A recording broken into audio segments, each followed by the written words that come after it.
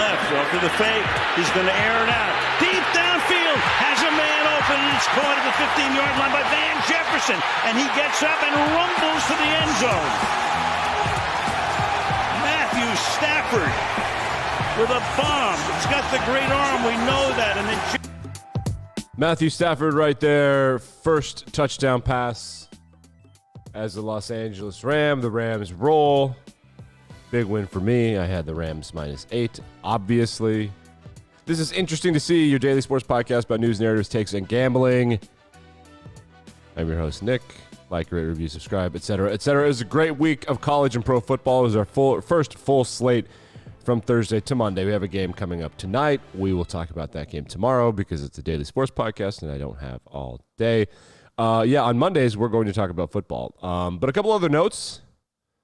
A couple other quick notes. The first thing is that there is a baseball series happening in New York that those are fights and home runs, and it's really entertaining. I don't care, but because the Mets are irrelevant. The Yankees are semi-relevant, but they just keep hitting home runs and talking smack. It was a really beautiful moment for September 11th, the 20th anniversary of the terrorist attacks in New York City, Pennsylvania, and Washington, D.C., and so the New York baseball teams happened to be playing a series. Nice and commemorative, but then they had benches clearing brawls, and they were flexing at each other and yelling at each other and tagging each other in the face. It was awesome. So that's happening. The other thing is that the women's tennis final at the U.S. Open has been electricity. So there were 2 teenagers in the final for the first time in like forever. The winner of the U.S. Open is Emma Raducanu. I have no idea because she's a qualifier. Like, she wasn't invited. She's a qualifier. She's ranked 150th in the world. She had to qualify to get to the tournament. She had to win a tournament to get to this tournament, and then she won, beating, and this is the best part of this, she beat this girl, Leylah Fernandez, who's 19 and from Canada, and who is apparently the most fun women's tennis player ever. Everybody is obsessed with her in New York. She's just so gritty and fun. So apparently it was really awesome. Shouts to Emma. She is an 18-year-old qualifying U.S. Open champion. Novak Djokovic lost, thank God. He's such a tool. No one had won a calendar Grand Slam in 30 years, and now no one will. I don't know who beat him, but shouts to that guy. I'd like to buy that guy a beer. Okay, football time. You can Google all the scores. So we're going to talk about the main storyline. Storyline number 1, I think, when the dust settles on this week, will be Aaron Rodgers and the Green Bay Packers looked rusty and trashy. They are ass. I don't know how else to say it. They lost by 30-something points, and Aaron Rodgers, it was the worst start by a reigning MVP in league history. Statistically, his quarterback rating was I think in the 30s, which puts him on I don't even know. That's Dwayne Haskins level kind of stuff.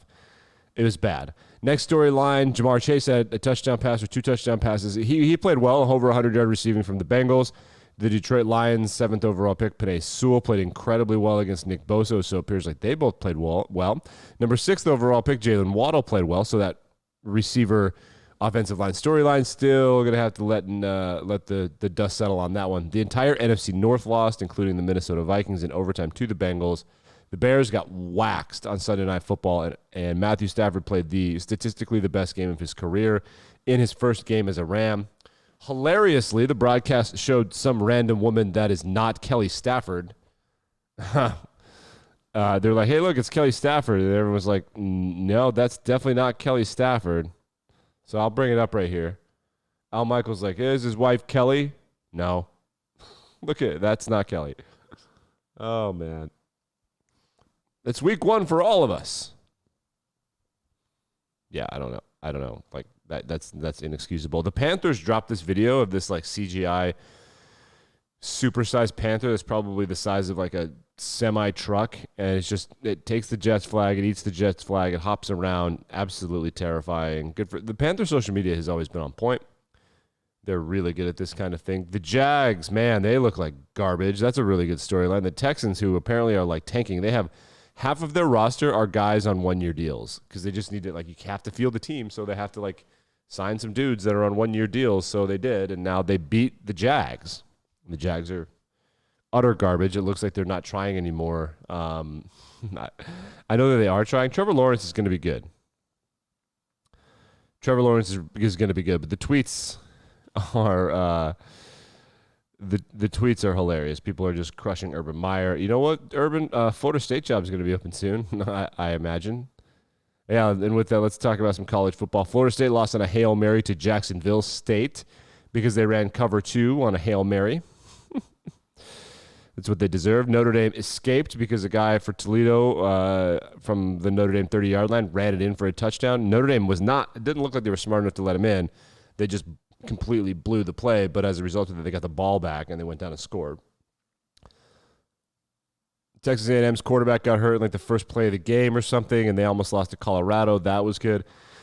Texas, not back. They got roasted by Arkansas. I loved that. God, I hate Texas. Actually, I don't hate Texas. I love hating Texas. You know what I mean? Like, I love that. I love that part of Texas. All right, let's look at how gambling went down this weekend. Huge week for the underdogs. The Detroit Lions tried a 28-point comeback. They came up 8 points short, but they were close. They were on like the Niners' 20-yard line with 20 seconds left and turnover on downs. So that was almost one of the biggest comebacks and collapses in league history. It was not to be, alas. Week 1 gambling, huge week for the underdogs. We'll just run it down right here. NFL underdogs 11-3 in week 1. This did not count Sunday Night Football or Monday Night Football. So in the Thursday night and Sunday slates, the only underdogs that lost: Indianapolis, the Los Angeles Chargers, and the New York Football Giants.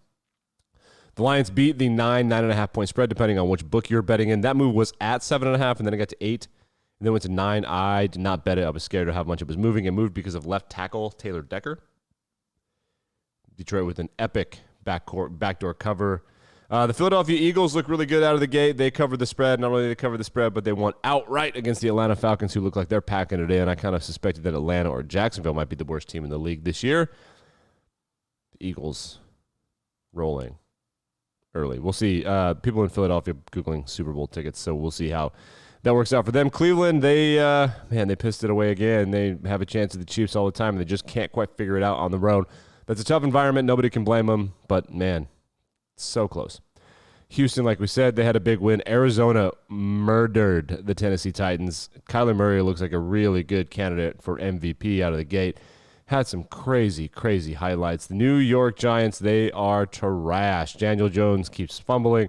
The defense is good. The Denver Broncos are boring.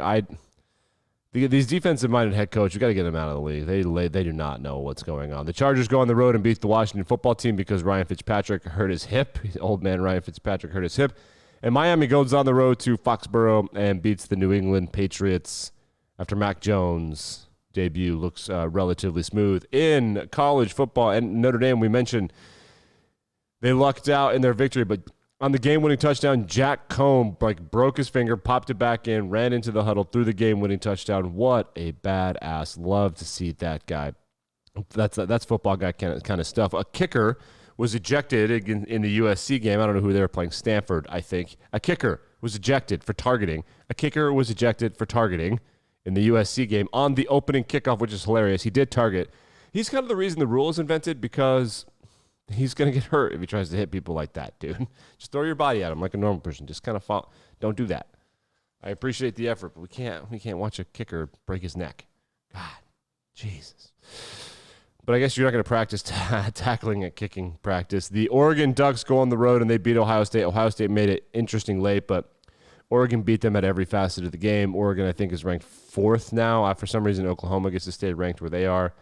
I don't know what that's about, but Oregon looks really good. The Pac-12 had themselves a nice weekend. The SEC had a nice weekend as well. So as college football kind of rounds into form, week 2 is always garbage for the most part. But the Cy-Hawk Trophy was up for grabs. 2 top 10 teams. Iowa State is just not good. They're not good. The Pac-12 is so much. I mean, the Big 12 is just such a garbage conference. It's crazy how bad it is. Oklahoma is good. The rest of them are bad. BYU and Cincinnati, they accepted bids to the Big 12, which makes it, in my opinion, if you're replacing Texas and Oklahoma with BYU and Cincinnati, it's not a Power 5 anymore. It's It just isn't. Like, I don't know what else to say. Oklahoma State, like, it's not a Power 5 conference anymore.